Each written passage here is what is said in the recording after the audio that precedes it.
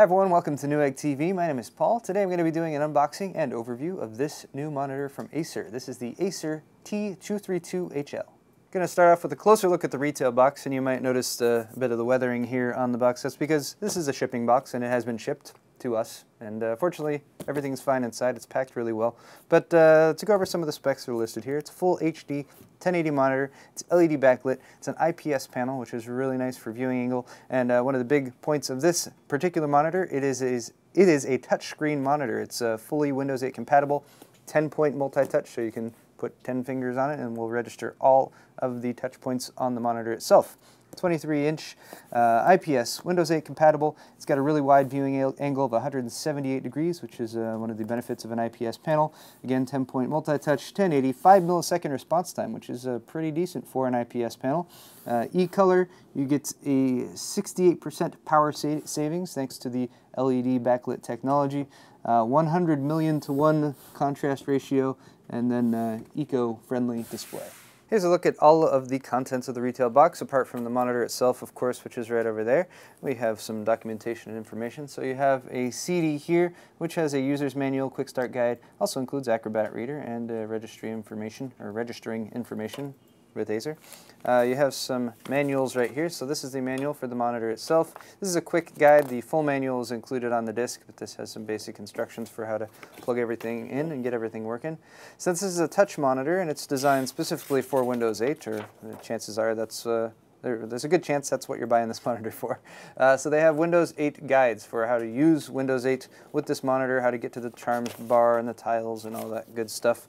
So a nice separate guide there for using it with Windows 8. Also, Acer limited warranty agreement right there. You also have some supplemental information here for removing the bar on the back of the monitor that holds it up if you want to go with a wall mounting solution. Finally, some Energy Star compliance information as well. This little plastic panel is for if you do remove that support bar on the back of the monitor, you can pop that in place to give it a nice clean look. You also have a power adapter right here, so AC to DC power brick, AC wall adapter plug right there, and then this plug which goes over and plugs into the monitor to provide power. And now some more fun stuff. This monitor has an integrated USB 3.0 3-port hub, which is a very nice feature. You get 3 extra USB 3.0 ports on the side of the monitor. So they've included this adapter. This end is a USB 3.0B plug, and that plugs into the monitor. This end plugs into your computer. Now bear in mind, if you don't have USB 3.0, this is also backwards compatible with USB 2.0, so you can use it as a USB 2.0 hub. Also, in order to use the touch features of the monitor, you do need to connect the USB over to your computer. So whether you're running USB 3 or USB 2, make sure you have that plugged in, otherwise the touch functions won't work. They've included an audio cable right there, so standard 1/8-inch audio connectors. You'll want to use this if you want to use the monitor's built-in speakers. If you're using this cable for an analog D-sub, 15-pin D-sub VGA connection, or this cable, which is a digital DVI connection. You got a single link DVI cable. You don't need this connector, however, if you're going to be plugging in via HDMI, and they've also included an HDMI cable for you. So you have a full complement of cables, whichever type of video out your computer has. Chances are you got a cable that supports it right here. Now we're taking a closer look at the monitor itself, and I'm looking at the bottom of it first because I still have the protective stuff on the other side so I can actually lay it flat like this. Now here is the support arm at the back, and you can simply pull it that way to snap it into place. I'll show you in a minute because you can angle the monitor further down, which makes touch screen interface a little bit easier to access. But we're going to take a look at the back here to show you. First off, we got a VESA mount. This is a 100mm VESA mount right there. And then for our ports in right here, we have a DC connector, and that's where you plug in the AC-DC adapter I showed you. We also have an audio input, so you can plug in that 1/8-inch audio connector. You have HDMI, you have DVI in, and you also have VGA in. Then finally you have your USB 3.0B connector right there. You can plug in your USB 3.0 cable. Also, right over here next to it, we have a Kensington Lock, so if you have a Kensington Lock, you can lock down your monitor so no one can steal it. And then finally over on this side, we have our 3-port USB 3.0 hub. Now here's the monitor standing up in the default position, so with the stand at the back right there, the built-in stand, we get about a 30-degree tilt, and it can go down to 80 degrees. So if you're using it just for a touch interface, simply lower the arm on the back there, and you can lower it back down a little bit, and that gives you a bit easier viewing angle, especially if you're going to be using your hands up here to touch and do your interface options and whatnot. Also over here on the side, you'll notice that we have the power and other option buttons. Power is the most prominent down there at the bottom, and the other ones have multi-functions that we'll come back to in just a moment.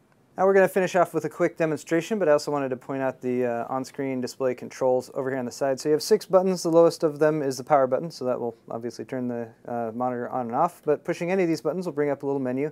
The indicators here line up with the buttons you can push. So for example, you can push the one for volume, and then it will switch those buttons to allow you to turn the volume up and down and exit out and get into the more in-depth controls such as picture adjustment and that sort of thing. So that is how you access the on-screen controls. And we also have Windows 8 loaded up. So I wanted to show you guys just a really quick demonstration because Windows 8 is really designed and focused a lot on touchscreen integration, and having a touchscreen on a desktop leads to a pretty fun experience. So you have basic controls here. This is the Start menu, also known as the Windows 8 UI, and this is where you can put all your applications and links to applications, or you can link to specific websites. You can have live tiles right here that will update stuff as you're looking at them. And just for basic navigation, you can swipe in from the side of the screen here. That will bring up the Charms bar, so you can search, share, you can get back to the Start menu, of course, or back to whatever last application you were looking at from there. If you swipe down from the top, actually I should pull up an application first. So here's just the basic Internet Explorer application.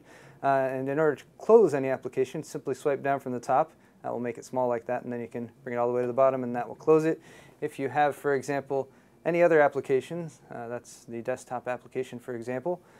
But if you have another application up, such as Xbox Video, you can also do that action to pin it to one side or the other, and it sort of gives you a little frame there so you can organize. You can have something going on right here while you have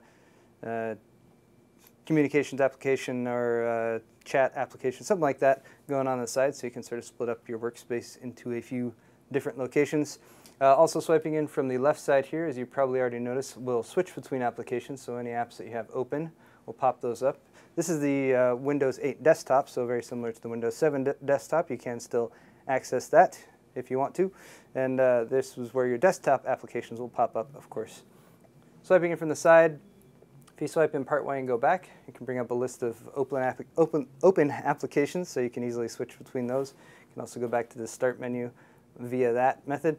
And that's just sort of a basic example of how you can navigate with a touchscreen display in Windows 8 on a desktop computer. We're going to have a full video for how to navigate Windows 8 and some tricks and tips if you guys want to check out that. It's available on our Newegg YouTube channel.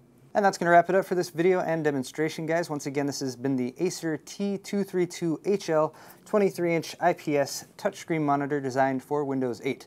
I'm Paul with Newegg TV. If you enjoyed today's video, you can find more on our Newegg YouTube channel. And of course, don't forget to subscribe. Thanks a lot for watching, and we'll see you next time.